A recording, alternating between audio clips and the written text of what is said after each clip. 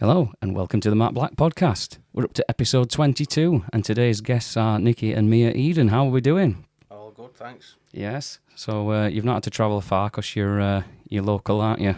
Yeah, both in town. Town. So I'm understanding you're originally from Sheffield. No, I'm not from Sheffield. It says it all over the internet. No. Why does it say that? So I was born in Sheffield Children's Hospital. Oh. But as soon as I came out, I went back to Straight back to Barnsley. Ireland. Yeah. Right. Okay. I've got relatives up there. So you've obviously lived in Barnsley then all your life. Mia, you've not lived in Barnsley all your life. You've got an accent that's developed, haven't you? Sadly, yeah. So I was born in Barnsley Hospital. Yeah. So I say I'm Yorkshire lass at heart, but I grew up in Birmingham, so I spent 22 years down there. So that's why I've got the accent. Right. What drove you to Birmingham? My job. Your job? Yeah, when I left Barnsley. Right, yeah. I signed for Birmingham. And then we just ended up, we kind of settled down there. We're in a nice spot. And, because you were football, you sign contracts and they're never too long. So you always kind of think, well, I'll see how it goes. I left Birmingham after 2 seasons and went to Wigan. Yeah. Wasn't sure how long that was going to last. And then obviously Mia started school and we were just settled down there. So we stayed down there until, both kids were growing up. And then I'd been working abroad and then came back and we decided to move back to Barnsley and get the bar. Yeah. So that's one of the main focal points of today then. So the bar, how did that come about? Was that pre-planned before COVID or was it something that you were... No, it was my side of it is sort of, you'd been looking for sort of years when he'd come out of football and jobs were up and down, especially in coaching. It was like 1 minute he was in a job and then the next he wasn't. So we'd been looking sort of in Birmingham. You'd had chats with a few like people that had got bars or restaurant businesses, but I think ultimately because Birmingham's a city, it's so much bigger and it's a lot more complicated, a lot more expensive. And then he was working abroad and we knew we were sort of selling the house and coming back to Barnsley. And I sort of being my stubborn self was like, I'm not moving back to Barnsley unless there's something there for me. Like, I've never lived there and didn't want to come back. And then we sort of just, on FaceTime really, he was in Jamaica, I was in Birmingham, and we were like, well, should we do this? And we sort of started looking the January of 2022. I was driving up to Barnsley, visiting a few places in town, and nothing was sort of right for us. And then I was going to view a property in town and the estate agent was like, oh, this one's like sort of not come on the market yet, but I want to take you and have a look. And like as I walked in, I've got him on FaceTime in Jamaica and I'm like, sure I've been in here before. My dad like, yeah, it's Brown's Bar. And I'm like, this is where we came. So it's the only bar I'd been to in town when we had the premiere for Daydream Believers and there'd been like an after party there. So I'd never been out in Barnsley before, but we'd been to this one bar and I walked in and I was like, this is the only bar I've been in. And I was like, it's meant to be. And that was it then, full steam ahead and got the bar. It's weird that you mentioned Browns because it's like I'm at that age now where some of my friends don't go out all the time because they've all got like little kids and stuff like that or demanding jobs, so they get to a point where when they want to tell you where something is in town, they have to go, so-and-so used to be, and then they'll name the pub that it used to be. That's like it at the bar. It's everyone comes in and they're like, oh, it's Brown's Bar. I'm like, no, it's Eden's. It used to be Brown's, but everyone remembers it and reminisces of what it used to be. Yeah, I vaguely remember going in there. I just don't remember much about it back then, yeah. But I've been in. I've been played your place. Was it a couple of years ago? It was. I think can't about remember. 18 months ago. You have that many that you probably won't remember when it works. So yeah, I think it looks nice. You settled in. Yeah. Yeah. Really settled in, especially sort of me and Jay, my brother. Obviously, hadn't grown up in Barnsley and only had family, and we were both very sceptical about coming up. And I'd say sort of within a few months, it was like, this is home. This is where we're meant to be, and it's like we've never looked back. How did you find the adjustment then from big city Birmingham to back to town?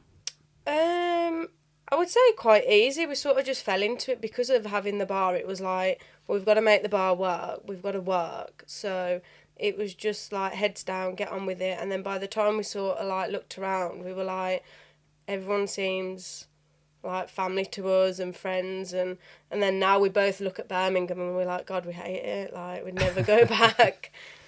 I think most Yorkshire folk are a lot more friendly though than when you're down south. 100%. That's not across the board for everybody, is it? Obviously, you'll know yourself. You've travelled around a lot, but I find that in general, public people don't want to just chit chat with you, like at a train station or a bus stop. If something weird happens, you feel that you've got to acknowledge it, make a comment, and they look at you like you're an alien because you've spoke to them, because you've took your face away from the phone. But no, I mean. For all I moan about the area, I think to myself, I could never really live anywhere else. It's not for me. I'm definitely Barnsley through. I say that to people when they're like, yeah, Barnsley's a shithole, and I'm like, what? It's not though, is it? Like, you have no idea how lovely and nice and how like community it is. I was like, get to Birmingham, you'll soon come running back. Yeah, I mean the improvements in the town centre now with all that glassworks area and they're trying to pull more people into the area. It can only be good for town, but people have been wanting improvements for a long time, haven't they? Like get rid of all those pebble dash buildings from council and things like that, and then suddenly it's bringing in new people and like, oh, we don't like outsiders coming in. It's just local people. So what did you find that your biggest obstacles were when you started up in Eaden's Bar?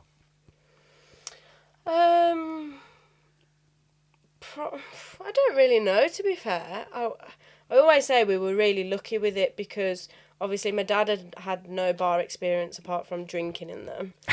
And I'd managed a small micro bar in a village in Birmingham for sort of 2 years. So neither of us had massive experience, especially with like the business side of it.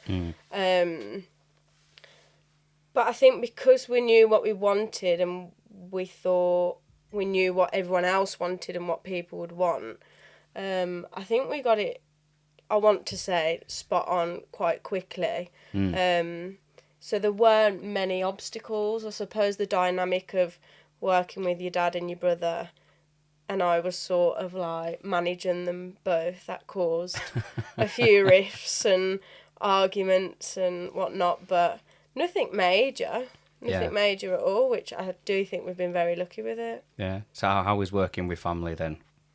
Is it all you dreamt it would be? I don't want to say luckily, but I've got another job, so I don't actually do much work in the bar, but I'm in there a lot. Hence the arguments. Yeah. But I kind of let Mia get on with things, I didn't want to. Again, I had no experience of running a bar. Like she says, I've got experience of being in bars, and so I knew kind of what vibe I wanted it to be. I didn't want, it was never going to be a top end bar like a botanist, something like that. But I didn't want it to be a dive, and because Brown's had a reputation. I used to drink there in the 90s, and it was a good boozer to finish off your night in before you went to Whispers. By all accounts, I'm not, from what we've heard, it kind of went downhill a little bit, and cheap shots, cheap drinks, and I didn't want that. So we tried to find somewhere in between, somewhere that I thought, I'd like to have a pint in there. I could stay in there. So a decent atmosphere, nice and clean, and serves a good pint. Yeah, it's to me, like when I walked in, it's modern enough, but it's not got those like passing trends that that in 2 years you're gonna have to think, oh God, we're gonna have to redecorate this because everybody's changing it all, and we look a bit old that already. You've just kind of got that nice middle ground on it, and it's a good safe bet for the future, isn't it? But it still doesn't look old school, but you don't feel out of place if you went in as an older person or whatever, So I'm saying that as I'm getting near 40, I'm like starting to think, oh my God, there's so many 20-year-olds out, and it's doing my head in. They've got too much energy. But so some of the stuff that you have on there, it's quite varied, isn't it? So you have a lot of live acts as well, bands and solo and duo acoustic things. And who's whose kind of idea was it to have it at the forefront? You know, like let's have some live music on, because not everybody does it. Some people aren't bothering now. I think we said we've got to have something, so we tried it, and I think we kind of said we'll have it every other week. So very quickly, you know, you'd have it on one week, and then somebody come in the week after saying, "Where's the live music?" So we very quickly said, "Well, look, we might as well have it every week, so then it's consistent. You know, people know there's going to be live music on. You know, whether it's, you know, they follow a certain artist or not. You know, they know there's going to be some entertainment on. Yeah. And I think we've got kind of known for that now in town. It's like I said, there's not loads do it, or they do it a bit hit and miss. Yeah. So we just want to be consistent with it. So that, I said, really quickly decided we'll do it every week. Yeah. Well, it's good as well, because it's not only is it giving you that good reputation, it's helping your grassroots musos as well, isn't it? Yeah. There's a lot of people that I've seen that you'll sometimes have on that they kind of just focus on the local area, and they're just building up a reputation. You know, they're not looking for world domination. They just want to come and play to somewhere that friends, family, and local people that start following them can just quickly access, and it's good. But it's good that it's also, like you say, it's consistent. So it's having it every single week, because everyone knows what you're in for, then, don't you? Some pubs won't have a set night where they'll go, you know, quiz nights on this night and things like that. It's good that you've started to have that kind of schedule. So I've seen that you also have Sunday sessions as well, where it's charity fundraising afternoons. What kind of started that idea off then? It was sort of, obviously when we'd sort of got built up and we were like, right, this is working, but what's not working, and we're always looking at things like that of what's not working, and we were like, Sundays, there's not much on a Sunday that's happening, town doesn't seem to be busy, and we were sort of like, what can we do to get people in, because ultimately it's to buy beer, but what can we do that we've got like the upper hand of him being an ex-footballer and having sort of that reputation in town. And we were like, why? And we were literally just sat in the bar, and we were like, what can we do? And we were just throwing ideas out, and we were like, well, why don't we get people in, because you've got the contacts, why don't we do it as a ticketed event, so like you guarantee, like, you know who's coming in and how many tickets you're going to sell. And then we were like, well, let's do it for charity as well, and let's donate it for charity. And then we sort of started, and it was like stressful for me, because I was doing everything, but it slowly has built up into this, I'd like to say, massive thing, because we've been acknowledged for it through the Proud of Barnsley Awards, but they're just getting busier and busier, and bigger guests and better stories and more money raised for charity, and it's just sort of gone big now. Yeah, it's a great idea. Like you say, using the contacts from your career to your advantage as well. So is it the tickets that go to charity, and then you like take the bar? Is that how you would do it? Yeah, I mean, you know, when we're talking about it, you know, Mia said, can't you use your contacts to get, you know, lads you've played with? And I said, yeah, I can, but we didn't really want to profit from it in that way, you know, to charge people to come in and see it. So we said, well, you know, the idea was to get people in the bar on a Sunday.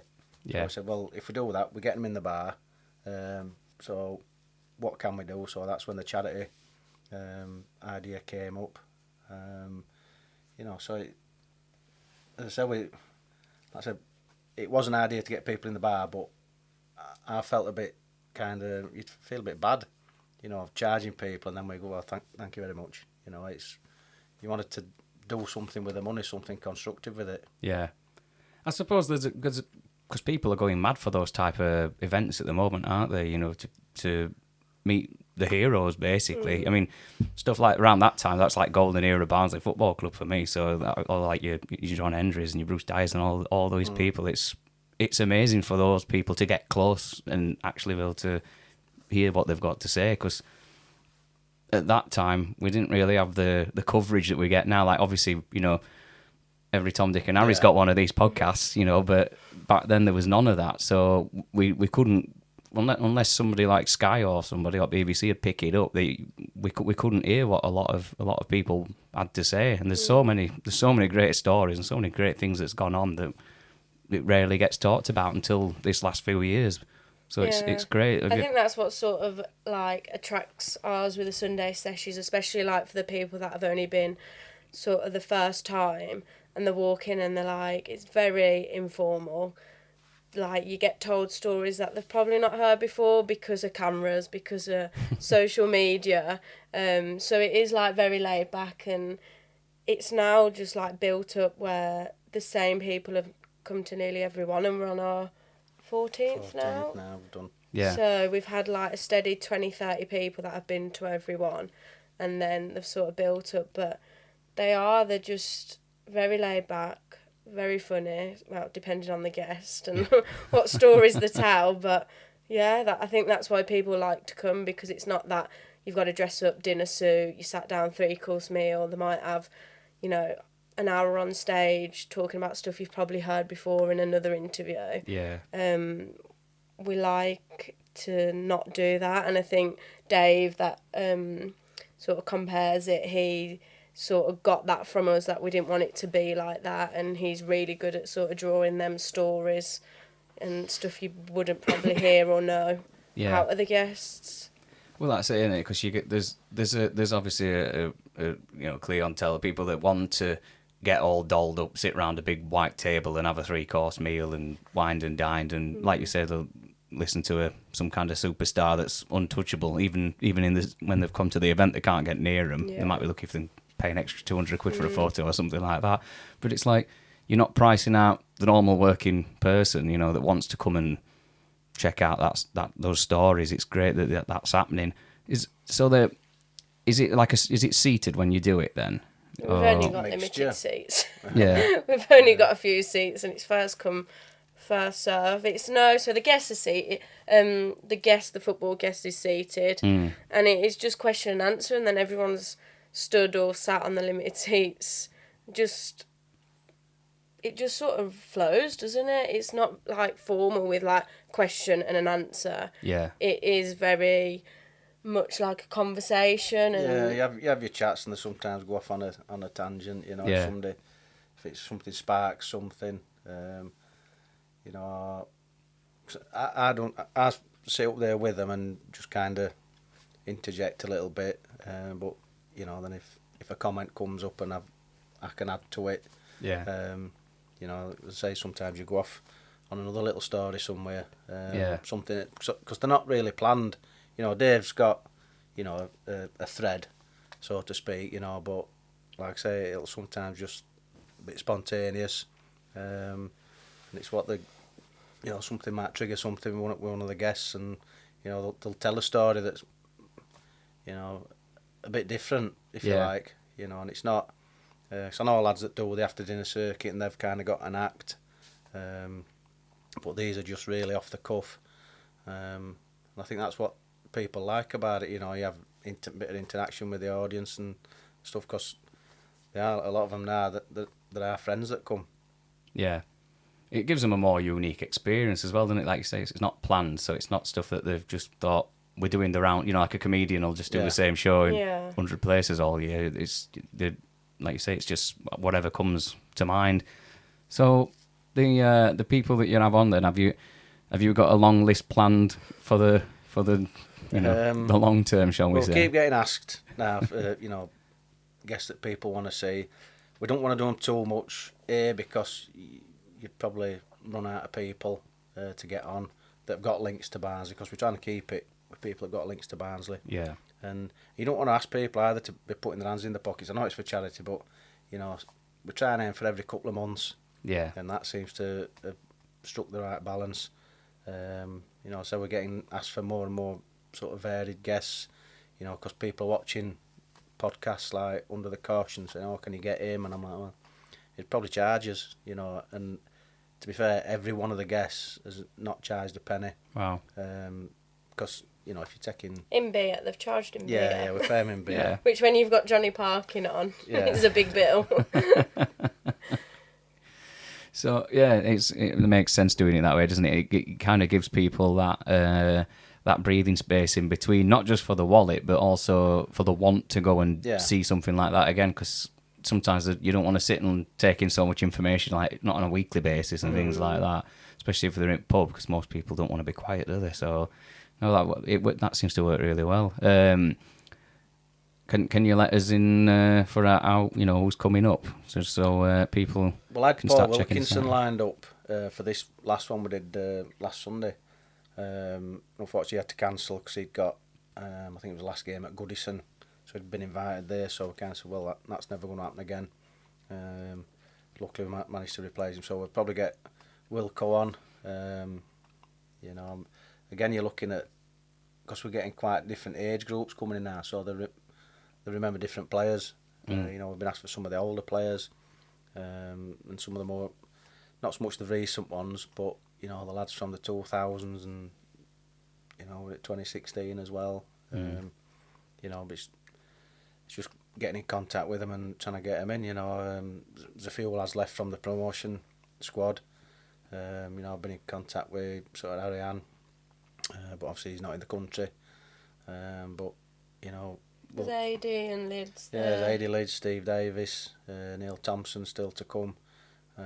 We spoke about doing Danny Wilson and Neil Redfern again, because they were our first two that we did, and obviously there was only like 25-30 people, so we said we might ask them again to come and do it now that we're selling out everyone, and obviously we'll get Dave to sort of do a few different questions so that he's not sort of repeating himself. We're always trying to get guests. Yeah. But that's the thing, I think, especially with all aspects of the bar, like with singers, with the Sunday sessions, the charities, we want it to be Barnsley. Yeah. And obviously there's only so many people from Barnsley. I mean, we're hoping maybe we could get one with sort of Callum Simpson. I know it's not football, but obviously sport. So that might be something in the works, potentially. I need to try and scope out when you're doing these and book off from being away doing gigs, because all them names you were mentioning, I was like, God, it's my childhood, it's weird. Yeah. Can you get Clint Marcel? Have you spotted him on wall there? Yeah. I've seen, he keeps flashing up on my Facebook with a big cigar on. So I think he's still he's over in the Caribbean, so I'm not sure. No, we might visit. Yeah. I had a, because you just lose photos, don't you? I had a photo, well, I think I must have been 10 or 11 at the side of him, and we were about the same height, to be fair. Yeah. So the charities that you have, who kind of picks them, and why do you choose those particular charities? Have you got like a personal connection to any? No, none really. When we first started doing it, I was like, I just googled Barnsley charities, and obviously the hospice came up, the food bank. So we started doing them, and then it sort of just fell into place that people have come in and then gone, we've got a charity, would you mind doing it? And we're like, of course. A lot of the guests have asked for specific charities, so like Mark Crossley did Walking is Brilliant, that's his charity. Who did Western split that with the hospice as well. Yeah, who did Western Park? I can't remember, but we sort of did Western Park, so obviously a lot of people from Barnsley have benefited from that. So sometimes the guests have asked for them, or we've had people come in. So the one we've just done, which was the Limbo Foundation, that's a local charity in Royston, but they help out kids that have lost arms, legs, things like that, all over the world. Yeah. But they're based in Royston, and they just literally came into the pub, found me, and were like, would you mind? And I was like, of course not. We've got regulars that come in. They've got a charity. Matthew's a friend in me. So we like to link up with them a lot, because they support us, we support them, sort of thing. And yeah, it's just trying to get around everyone. I didn't want to sort of have one specific charity. Yeah. And we both said we wanted to do the smaller charities that might not get as much fundraising as what others do. Obviously, like Barnsley Hospice and Barnsley Hospital Charity, they're your big ones. Yeah. And we do still a lot of work with them. We've got one event upcoming with Barnsley Hospital, which is a big one that we've organised. But yeah, just doing the smaller ones, because you see the difference it makes. Yeah. I mean, the only thing we did say was that it needs to be Barnsley charities, you know, and keep it in the town. Yeah, keep it local. Have you thought of doing? I don't, because I've not really seen many. But have you done like any kind of like reels of like little snippets from the afternoon sessions where people are talking stories and things, so you can promote it? Yeah, obviously, again, it's me doing it all, so it's Yeah. another job for me. Yeah. I sometimes go live and sort of do the initial introduction to sort of give people on Facebook who haven't been a snippet of what it's about, and you get people watching it, and I think that's got a lot of people to come down and buy tickets. But I like the fact that if you're there, it's sort of the guys that are there, and it's not accessible on social media as such. I'm not very good with putting that sort of stuff together, so and I think a lot of the stories wouldn't be allowed to be said and then be on social media, so there's a lot of swearing, which if people are bringing kids, I'm like, just be wary, because there's no word that isn't said. Yeah. But yeah, I like that it's just, you've got to be there, you've got to be present in the bar Yeah. to be listening to it. I suppose that little snippet at the beginning, it just gives them a taste of, you know, this is what you could have been sat watching. Yeah. But yeah.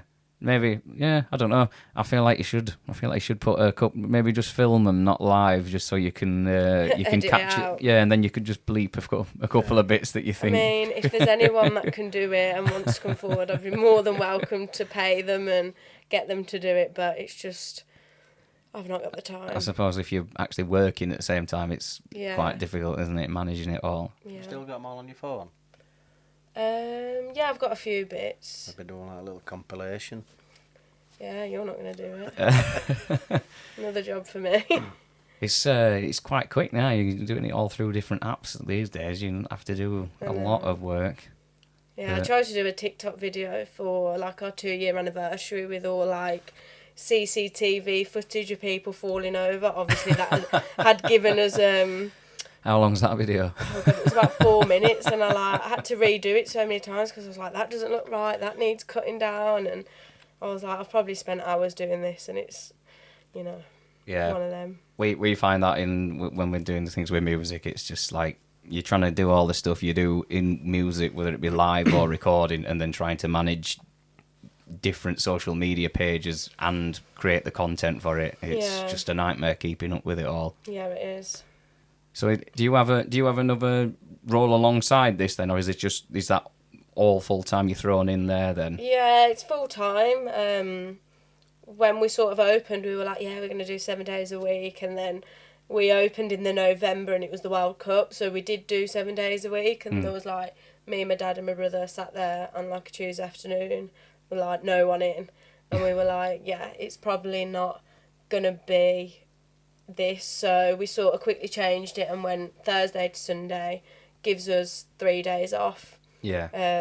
To recover from the weekend, because they can be quite long and hard work being there for that length of time, dealing with drunk people, which I love. But yeah, it's all that I do. You've got more patience than I have, honestly. It's you know, when you turn up late to something and your friends are already 2 hours in front of you. When you're sober, it's not.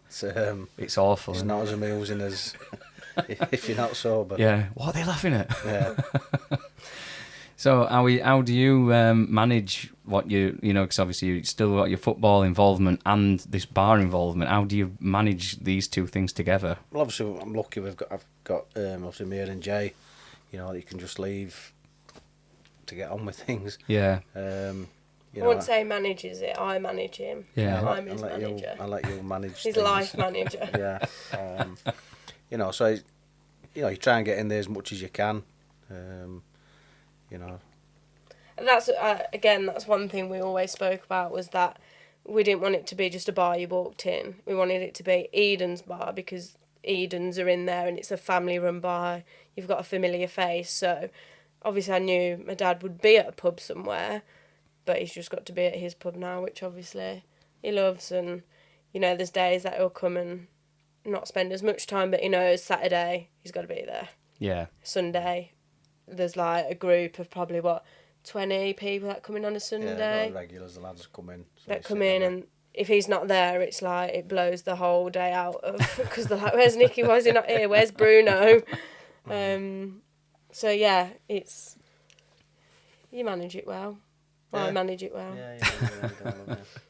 So you say that you keep everything local within the acts and the people that's connected to Barnsley. I've seen that you've had like all sorts of different artwork done on the outer walls as well.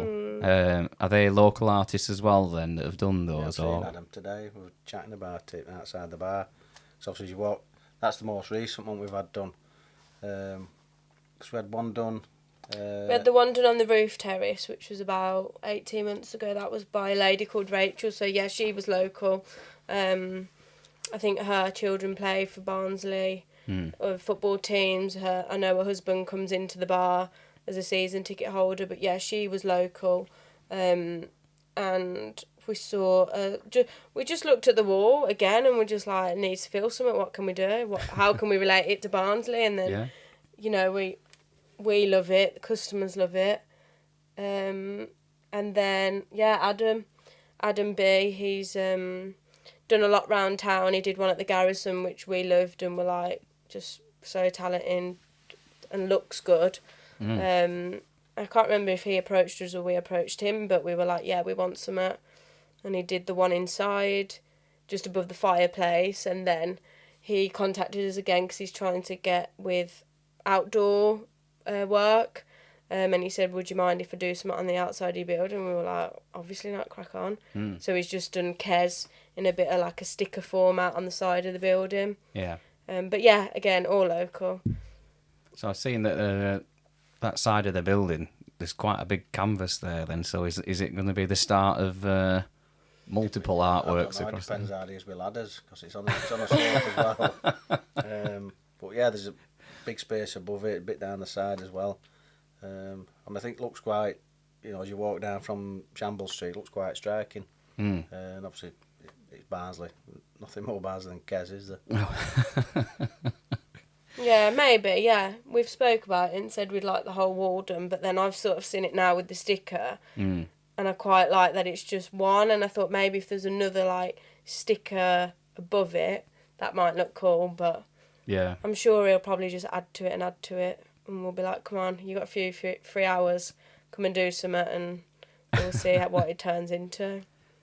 So do they, how does that come about, organising that then? Are they people that you have to hire to do that, or have they just come forward and just said, can I do some artwork on your walls? They're just local people. I think a lot of people, including singers, approach us in the bar or message us, and then it's sort of just a very quick conversation of, yeah, let's get it done, let's book it in, and they're just like, oh, come on this day, I meet them there. And like when Adam did it, I sat with him and I was doing work in the bar was shut, and then you just get talking, and then you just get to know them then, and they might know someone else or have got a link to someone else but yeah, it's just easy really. Yeah, I suppose it's quite a sociable position that you've put yourselves in, isn't it? You have to talk to people, so you're going to get to know people, and people are going to recommend things. So I found out at the beginning of this year, you know somebody I know as well. You know JT, sound man. Yeah, JT, he's a regular. He was up at Birdwell venue. Yeah, he's done sound for us a few times as well. He's supposed to have retired apparently. Yeah, he's retired and he's started up again. And, yeah. You know, but it's in his blood, innit, that? Yeah. Well, it's the same. You'll know yourself with football. There comes a point where you think, well, I'm going to retire, but then you'll do whatever it takes to kind of stay involved in whatever you're passionate about. I think that's why you see these rock stars getting wheeled out at 75, and you think they should stop, but they don't want to because they love it so much. What kind of? I see that you have things like Barnsley Live. You're involved in that as well. Is there any other kind of events outside the Sunday sessions and Barnsley Live that you've got kind of coming up over the summer this year? Yeah, we've got 2 actually announced on Monday. So I've signed my dad and my brother and my partner and 2 of the lads that work for us up for the Barnsley 10K. Right. So they're running that on, I think, Sunday the 29th of June. Again, for a local charity. Matthew's a friend in me. And then we had Mick McCarthy in for a Sunday sesh. And Jane, that is works at Barnsley Hospital Charity, sort of threw the idea of doing a skydive, and Mick was like, yeah, I'll do it. And then it took some talking and getting my dad to do it. So Mick and my dad are doing a skydive along with, I think there's about 8 or 9 other people. Shane, my partner, and another lad from the bar, and then some of Mick's family are doing it in September. Yeah. So that's going to be a big event, and again we're going to sort of try and turn it into not a Sunday sesh because we've already had one with Mick, but come back to the bar, raise some more money for charity, have a drink with Mick. Yeah. And yeah, so they're the 2 things at the minute we've got planned. He's quite good at volunteering me for stuff. So there's a term I got told last year, and it's been voluntold that you're doing something. Yeah, pretty fitting that. Yeah. Well, you're braver than I am. The idea of jumping out. He doesn't want to do it. I haven't done it yet. Are you good with heights? No. No, I'm not. No. Legs just turn to jelly. Yeah. As soon as I could stand on top of a transit van and I start thinking this is not ideal already. Yeah, I'm not sure. Jumping out of planes, like, it was never on my wish list. Put it that way. So the local acts that you have on then, of which you have many, is there any that have kind of put on shows that you've just thought that were a really special night, and it just stood out to you? Because I see that you have some people on really regularly. And Yeah, I think I'm a bit biased with this, but my partner Shane, I met him at the bar. He's a singer. I don't like to tell him, but he is sort of... Don't tell him. No, delete that bit. He is sort of the best one we've had in terms of getting a crowd going. He's very good at what he does, and I think a lot of people in Barnsley know that. Yeah. That's why they follow him. And but yeah, probably his nights are probably up there. I mean, from a bar perspective, it's probably when we're busiest, and the atmosphere is the best. That's only because he fetches all his family. Yeah, he's got a big family. They probably feel the bar. But yeah, so I've got to be biased with him and say Shane.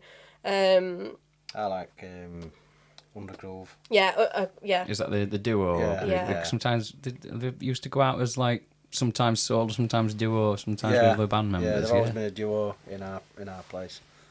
Yeah, Undergroove are up there for me. Yeah. And Le Fox. Yeah. Le Fox are another one. So there's Kieran and Ben. They're brilliant. I've got to say we haven't had, probably count, you wouldn't even need one hand to count them on what you call, we haven't had any bad ones on. They've all, they might be appeal to a different crowd, but they've all been good. Do you know what I mean? And I can't remember ever standing there thinking, geez, we've got to get them off. They've all put on a decent show. Some are obviously, more talented musicians than others. We have solo singers in. But yeah, they've all been, because I expected us to have, can I say, are you careful who you're booking? But we haven't had any bad ones, Yeah. It's all Barnsley people, I think. And you're booking them yourself, and really, like, you've done well there, because there's actually people who, like agencies in the local area, will supply you all sorts of pubs and clubs and that with acts. And the amount of times that they'll get someone who go, we don't want them again, and that's somebody that an agent's actually saying, we'll put these in. So to book them yourself and get, that consistency with good acts, it's some good going. Have you had any that are kind of really, really young, just starting out, like just old enough to be in bar, that you think they're going to be a star someday? Yeah, we've had 2 recently. He won't remember them because he's not sober, but we've had a guy called Jake, Jake EB, I think he's called. He doesn't play any instruments, but singing-wise and vocals, incredible. I think he's only 17, to be fair. I met him at an open mic, actually. He's got an incredible voice. And then there's a guy, again, I met at the same open mic called Finn Humbly, I think he's called. I think our gig that he did was only his second he'd done. That was like 2 45-minute sets. And yeah, really good. And I think he'll go far. Once he sort of gets out there and gets playing more gigs, he'll go far as well. What have been your, would we say, most memorable evenings where something, could be something good that's happened or something bad that's happened? I mean, there's always funny stories. I mean, God, we could write books on them. Especially with the, like, regulars we've got that come in. Just hilarious. I wouldn't say they're all there. At all. Messing about. I mean, I thrive off that. I love watching them just mess about. And I think at times, we have got, there's a few lads that have been barred from certain pubs in town. But I think because we know them, it's like, especially on a Sunday as well, we'll let them get away with a little bit more because we know them. I mean, as long as they're not like fighting and doing ridiculous stuff, but I mean, we've had a full back shave one Sunday afternoon from one of the lads. Right. That was random. I think it's just regular. That's why I enjoy going in. Your Saturdays are busy. Your Sundays are obviously a lot quieter. Afternoon drinkers. I've got the sport on, football on. And it's just the regular stories, there's little one-offs, I've had one about one of them punching a monkey, I don't know where that came from. But, I got barred from Chester Zoo. Chester Zoo, for punching a monkey, that's just random stuff. Yeah, they're probably the best ones. There's been a lot of good Sunday afternoons because it is that more intimate and you're sort of all there, you can talk, and especially if you get a good group in, everyone's just ripping each other and just bouncing off one another. I mean, we love the Saturdays when you've got the singers on and the atmosphere and everyone's singing and dancing, because I like to sort of say our bar, I would like to think is, safe and we don't have any trouble and everyone sort of gets on with each other, so the atmosphere is just brilliant. And, I'll stand outside sometimes and people roll out and, they'll fall down the hill and they just love it in there. But bad. Oh yeah, I forgot about the slope, the wet grates as well. Well, that's the CCTV I've got. I've got so much. A few out coming out and going that way. You've been framed. I'd make a fortune. You should. I'm going to say you should probably set up a little group alongside. So you can just put all these little snippets. You don't have to put them all together as a compilation. Then you could just keep feeding them through any little funny bits. I suppose that what you mentioned about. Knowing them from having a Sunday afternoon, spending time actually getting to know people, they might have been barred for being a bit daft, a bit loud somewhere else. But like you said, they could be completely harmless. It's not going to turn into fighting and stuff like that. It's just getting giddy because unfortunately especially guys, we don't grow up. So no, and we get that respect in the bar, even with guys or girls that aren't particularly regulars or that we know. They just respect it because. They know we're there, they know we're watching, they know they can have a good time and we'll let them enjoy themselves, but they just never take it too far, do they? No. I'd probably say Smiler, actually. He's could have been barred a few times. Who was this one? Smiler's one of the regulars that he's probably barred from most of town, but he's like our Smiler. Absolutely harmless, wouldn't hurt a fly, but just daft as anything and just... Yeah, he could have been barred. I've told him off many times. But entertaining. And I wouldn't want him not to come in because I wouldn't probably laugh if he didn't. Makes the shifts go faster, doesn't it? Exactly. So do you think post-COVID now that the town centre's kind of... it's healed itself, shall we say? Is it back to normal now? I gig a lot on a weekend, so I don't get to go in very often, so... I can't really tell if there's much of a change. I mean, we weren't living up here during COVID. Obviously, I remember what it was like, 90s and 2000s. I think it's changed since then. And I think people's drinking habits have changed. So, back then, we probably would have opened 7 days a week. I know you could... There's probably Tuesday night that might have been quiet in town. Rest of the time, you got student night, Monday night at Whispers. Thursday was a good night, Friday, Saturday, and all day Sunday. Whereas now, you know, I think a lot of people either, you know, they'll drink at home more than they did. You know, I mean, how many people built bars at home? Do you know what I mean? Yeah, this nearly became a bar. Yeah. You know, I think, you know, a lot of people will stay local as well. So I don't think town is like it was back then, but I think it is. It's recovering. I think it's. I don't know if it's recovered, but you know, again, you know, I've got obviously family up here, you know, and they, especially on Saturday afternoons, they'd go to Leeds or Sheffield. I think a lot now are staying in town, you know, especially Saturday afternoons. You know, brings a lot out. You know, I would say the older enders, but you know, the daytime drinkers, but then set off in the daytime and they're still there at the night time. Yeah. How late do you stay open then on your Saturday nights? Because I know that like the nightclub seems to be 12, like died off a bit earlier, but always 12. I think especially with who we get in, you know, we do get the younger end, we get the older end, we get the mid end, like middle bit. Yeah. We sort of get everyone, don't we? We've got quite a good mix, but you know, the younger end are probably starting off at ours, the older end are finishing off and getting a taxi and kebab rolling down the hill to the taxi rank. But yeah, about 12. Yeah. So. See, when I first started going out in like early 2000s, there were a point where you'd drink at home or in your local village, then you'd go out, but you'd go out quite early, as early as possible, especially like on a Friday when you finish work. And then there came a point then where it felt like people weren't going into town until 10, 11 o'clock at night for a brief period.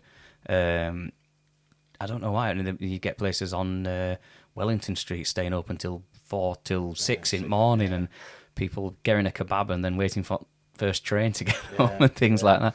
That all just seems to have disappeared all of a sudden. But I thought there's still young people that.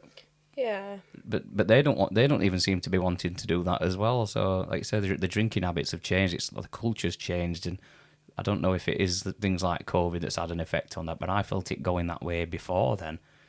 They weren't. Yeah, I think it's definitely changed generally, and then I think COVID sort of added a lot to it. Final nail in the coffin. But I always say people are always going to drink. But it's alcohol, it's society, it's the way it is. So pubs, it's how we go. Yeah, especially Barnsley folk. So if they don't want to be at home, they're going to find a pub to drink at. So there's always going to be a business for it. Yeah, it's weird with town though, because places that you'll know you both know yourselves, like places just pop up. They're really, really popular. Everyone piles in for about a year or two, and then they just disappear. And that's happened so many times. It don't sound like that's going to happen with you, because you sound like you've got your regular amount of people, and it's a good mix. Because normally it'd just be where all young people go, then they'd get bored and they'd go to one end of town, then they'd be down somewhere in another area where all new pubs are, and they'd just keep swapping and changing, and it seemed to be this never-ending rotation in Barnsley. I think that's what we tried to do though, and what we wanted to do is make it that it wasn't going to be that it was, you knew what you were coming in and getting, a good drink, a good pint, you were getting a good atmosphere, it was clean enough, decent toilets, you'd got a bit of an outside area with a roof terrace, and then you'd got familiar faces like me, my dad or Jay were always in, and we want to make it a nice experience for the customers. You know, it wasn't coming in and just give them the drink and take the money. It's like have a conversation or stand outside and, you know, make a bit of a comment, and then you get into full-blown conversation. Next thing, your friend's on Facebook. Yeah. So it's like we sort of did that really quickly, didn't we, and got that, as I said, so many friends through the bar. Yeah, we didn't, we haven't really got any gimmicks, if you like, so it's not a fancy cocktail place. You can get cocktails here, but it's not like a, smoke coming out of it and you're waiting 20 minutes for it, which I think people want to go to, but then eventually it's like, have they had enough for that and want to try something else? So like I said, just try to be sort of consistent. Yeah. And a bit of something for everybody. I think that's why places like your funny gals have just come and gone multiple times, because everyone gets into it. It's like you say, it's the gimmick side of that entertainment. And then after a year or two, everyone's bored of it. And then it seems to go quiet for a few years. And then Funny Gals is back again, and it just keeps coming back. And there's a lot of places like that. It's like trends, isn't it? They like come Yeah. and go, and you know, I like to think we're quite stable, and you know, we've got a good bar. I think just that one word we tried to get was consistent with everything, you know, like with your beer, so you know you're going to get a decent pint. Yeah. You know, I was sort of quite big on that, because, you know, if I go into a pub, whether it's in town or somewhere else, and I think, you know, you paid whatever for it, and it's flat, and you know, it's not in the right glass. You know, I'm like, I'll not rush back. Yeah. You know what I mean? You're like, come on, are we moving on? If we've got a nice part, like, and it's a decent atmosphere, again, not just our place, but you know, when I was living down in Birmingham, you know, if I were in a pub that got decent atmosphere, decent beer, and I'd got some decent company with lads and stuff like that, I'd be like, yeah, we'll stay here for they'll have another couple. Yeah. No need to move on. Yeah, I mean, it's not the case for everywhere, but I've noticed it, like, just when we go out and we go drinking places with people, and some places are a little bit soulless, and they all kind of, they look cool, they look trendy, and everyone wants to go there quickly for a fancy drink, take a picture of it, have a picture next to something on wall for their Instagram, and then they're gone, and because they're not really talking to anybody else. And like you're talking about the cocktails and stuff like that, it can get a bit gimmicky, and people don't always want it all the time. I mean, we love drinking cocktails, but there'll be so many times we'll go places, and my wife will turn around and say, don't let me drink cocktails tonight. So you're going to go somewhere that's reliable for a pint, somewhere that's going to give you a decent gin and tonic, stuff like that. So it's the standard thing throughout, so it don't matter. You're kind of like riding the middle of that wave all the time, aren't you? Well, we're trying to. I mean, we have got, you know, as I said, we got the cocktails, but again, they're all freshly made. You know, we don't get the cartons, we just pour it in and shake it up. You know, they're properly made. Yeah. They're not, as I said, they're not all singing and dancing with smoke coming out the top. You've got, if you want an Instagram thing, we've got the wall. You know, you can if you want. So tried to put a bit of something in for everybody. Yeah. I think with the drinks as well, one thing I notice, especially if I go to another bar, it's like how quickly am I being served and what's the customer service like? Because you're going to places and they're like, be stuck talking, the staff, and it's like you're not there, and it's like as soon as a customer comes into ours, like my staff know and want to straight up to that customer, hi, you okay, like what can I get for you? Yeah. They couldn't care less, and then it's like you're waiting then, slow service, it's like they can't be asked, they don't want to be there. And then especially if you order cocktails, you can be waiting like 10 minutes for them to make a cocktail. Yeah. And it's like, no, it's training the staff, isn't it? It's getting them to understand, you know, you need to provide a service that you would expect when you walk through the door. So, you know, like you said, it needs to be a quick turnaround, quick acknowledgement. Even if you can't get to someone because you've got two other people, just say, just tell them, bit of communication. Just, you know, because there's nothing more frustrating than me standing at a bar and you feel like they've started jumping onto other people, or they're going to jump onto somebody else and you've been there a lot longer than they have. It's frustrating, especially when people have had a drink as well and they want more of it. Like you say, so you don't really get any kind of like trouble and stuff like that in I mean, obviously everywhere gets a bit, don't they? But, you know, do you have to like, because I'm not see that you had like much security and stuff on. You don't have to have like loads and loads on and things like that, do you? No, so we've not really had any trouble. We've had like the odd fight, and it's literally been the odd, which I like to sort of pride myself on, because I know there's a lot of places in town and anywhere else that it's a regular occurrence on a Saturday night, but luckily not for us, because I couldn't deal with the stress of it. No. But no, we only have one security on a Saturday night. Again, we use a local Barnsley company, Shadow, and they sort of just do like 6 till 12 when it sort of gets busy and people have got more alcohol in the system, and it's just like having a presence there.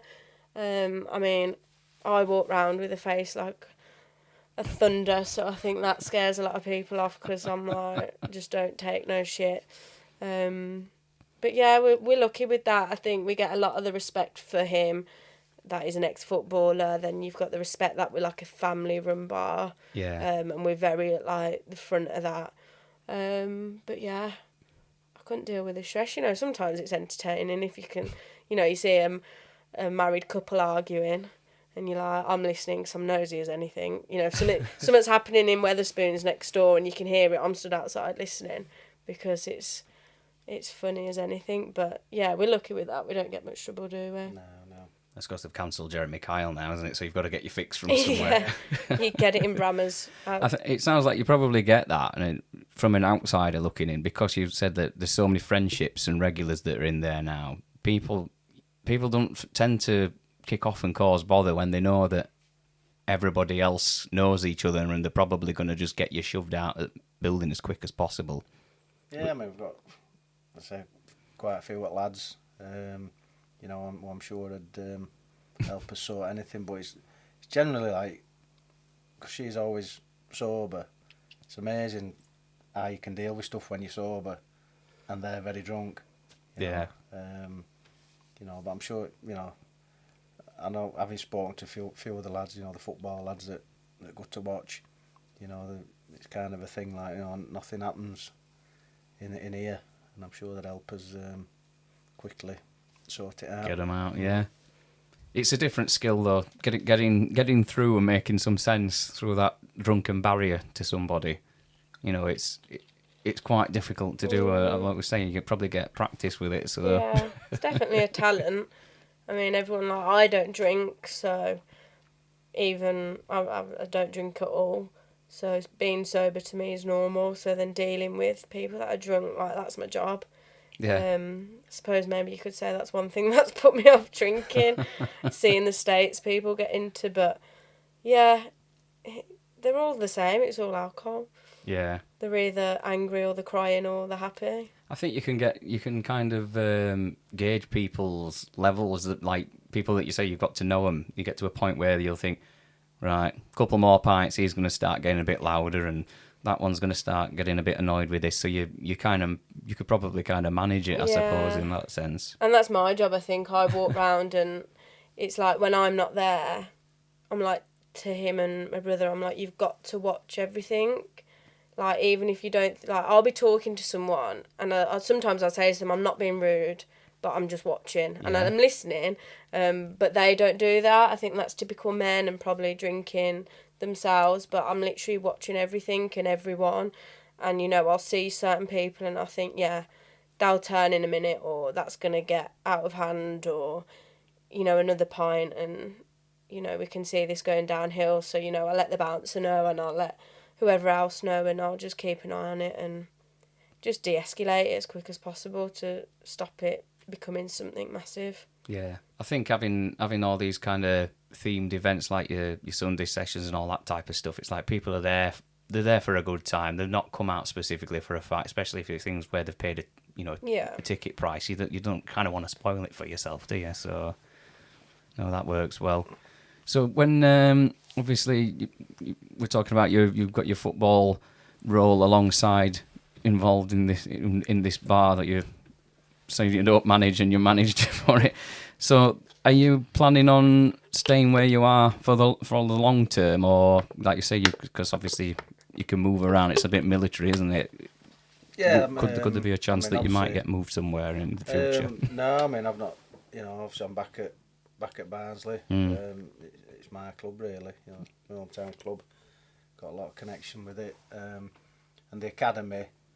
You know, if you work in the academy, that's generally more stable than first team, because first team is purely results, and it don't matter who you are. If you're not winning games, you're gone.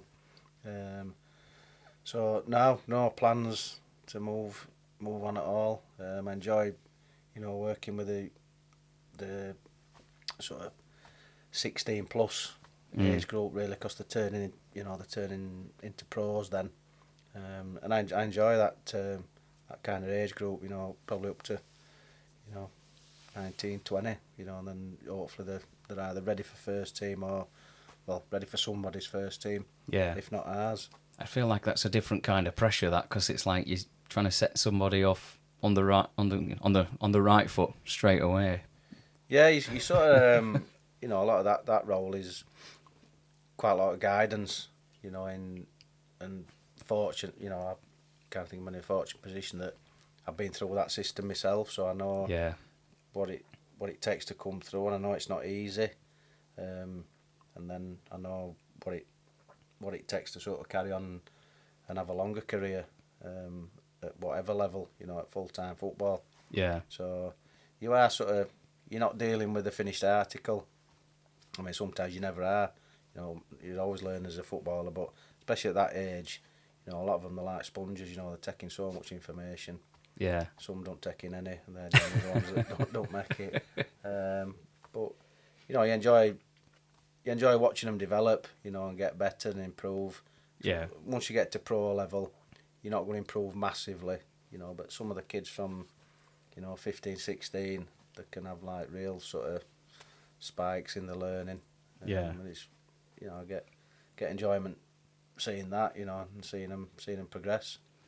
I imagine because you'll be there to coach them, but at the same time, they're going through quite a difficult time in life where you're not quite an adult on paper, but then you're expected to behave like one, and you know, demonstrate a lot of maturity. Do you end up having to sometimes take a few people aside and just kind of support them in, you know, life obstacles alongside that? Does it come to? I mean, does it come I to? won't mention any names. Like, you know, I've had a couple of lads who thought they got the girlfriends pregnant, and you're like, well, I'm thinking, oh shit, you know. But kind of said, don't worry, lads, we'll have a whip round for you. We'll get you some nappies and milk, you know. But then you actually pull them to one side, and you know, what do you need? You know, we'll help you however we can, and that, you know, and Yeah. and then just kind of pass on your sort of experience, basically. You know, and what you've seen, what you've experienced yourself, and what you've seen other players that were coming through at the same time. You know, the experience that other younger lads I've coached in the past. You know, and kind of a big one for me is like, it ain't as bad as you think. You know, no matter what, whether it's a football matter or a personal matter, it probably ain't going to be as bad as you think, and you can work through it. You know, and a bit of reassurance for them, really. That, you know, I think they think something, you know, they've been dropped, you know, end of world. Well, it's not, you know, but this is how you're going to rectify it, and this is what you can do to make sure you're not dropped again. And it's just, again, passing stuff on and a bit of guidance, really. Yeah. Do you feel like majority of people take it on board, what's being said then, or, like you said, is it just a small amount that go on to better things, and then the rest have not listened and fall off? I mean, the thing is, it takes quite a lot of things to come together at the same time, you know, to make it as a pro and continue to be a pro and have a career. You know, some lads are better at taking on information than others. I think there's not many that you come across that are closed off to it. It's just whether they can take that information on, retain it, whether that's, you know, tactical stuff, or even just, you know, things about the concentration. You know, getting a lot of stuff now with lads, he's on the spectrum. Back when I'm sure there were lads I played with that were on the spectrum somewhere, but we didn't know what it was. Yeah. So you just sort of said we all are at some point, aren't we, some degree. So it's just, it's not so much that there's not many that aren't willing to learn, you know, and you quickly suss them out, and you think, well, it might sound bad, but you don't really want to be wasting your time on them, because they're generally the disruptive ones. So you just think, I'm not spending all my time on him, because there's the rest of the lads who want to learn and want to improve more than he does. Yeah. But they're a real minority, and they're the ones that, you know, they're not going to make it. I mean, it's a tough industry playing. You know, I think it's something like less than 1% of lads that make it and have a career. So if you've got a squad of players of 16 that you're taking through to try and get them to pro, it's just a numbers game that you know it's going to get reduced. Yeah. And some of them, to make first year pro, to make that first team again, that gets reduced. You know, and it's always, because there's always somebody after your shirt. Yeah. You know, and there's that many lads want to be pro footballers, that it is a bit ruthless at times, but that's the industry. Yeah. Even before that stage, there's, you know, like you say, it's just getting narrower and narrower, isn't it? Before that one or two get pushed through but before it even gets to the stage where you're working with them, there's such a huge amount of people that they want to be footballers, you know. I think I'm sure I had a 3-year stage where I thought that's what I want to do, and then you get to a point where you start playing Sunday League and stuff like that, and you're going, this ain't going to work for me, unfortunately. Yeah. I can tick a few boxes, but only 3 out of the 10 or whatever it is. Yeah. What's your kind of big plans then coming up for the rest of this year then with Eden's Bar? What have you got? Obviously, I know you've got your charity, your fundraising, things like that. Is there any kind of long-term goals that you're working towards? I think ultimately we would like to open another bar at some point. We are always looking. Crazy. So, yeah, that's sort of plans we're working towards. I think, particularly with Eden's Bar, it's just, you know, keep coming with the Sunday sessions and the guests. Barnsley Live's going to be a big one for us this year because we've hired the car park opposite. So yeah, I saw. Yeah, we've got. I'm doing all that planning, so that will be sort of a big day for us. The rest of it just keep going and keep delivering what we have been doing. You know, we'll have generally on a Sunday, like we'll sometimes sit and have a chat. What can we do? And you know, I'm not saying we're struggling for ideas, but it's a lot of regulars bring the ideas. They'll be like, have you thought of doing this? And I think, I haven't thought of it. No, and then I think of the logistics and, you know, we get a lot of ideas thrown and we're always welcome to them. You know, I'm always like, what do you want? What do you want? And we'll try and give it you and provide it. I mean, that's what we do at the Sunday sessions. We ask people who they want and we'll try our best to get them. Yeah. But I think long term, it's just keep going, keep doing what we're doing. Try and support local charities, local people in Barnsley, singers, DJs. I mean, we've got a local DJ event on this weekend, bank holiday. But yeah, just whatever works and we can do, we'll do it. It sounds like you're doing it right, though, doesn't it? Because you're basically doing a verbal survey there. You're asking the people what they want rather than just guessing and trying things. You can actually... Yeah, there's no point doing something if the customers don't want it. Because a lot of people do, and they'll just have an idea, run with it, but they've not checked, you know, at that end point, who's the customer. They've not checked to see what people actually are wanting at that time. But no, it's good. It's good. I hope it just continues to build for you. What we'll do is I'll put all the links in the description as well, so we can channel some people that, especially if there's football fans that are checking in on this, they can see who's coming in to have a little chat. Yeah, definitely. So I always like to end podcasts on asking you what advice you would give to your younger self based on what you know now. I'll let you go first. I love the faces. I'm not that old, so does this count? We always learn, don't we? Yeah.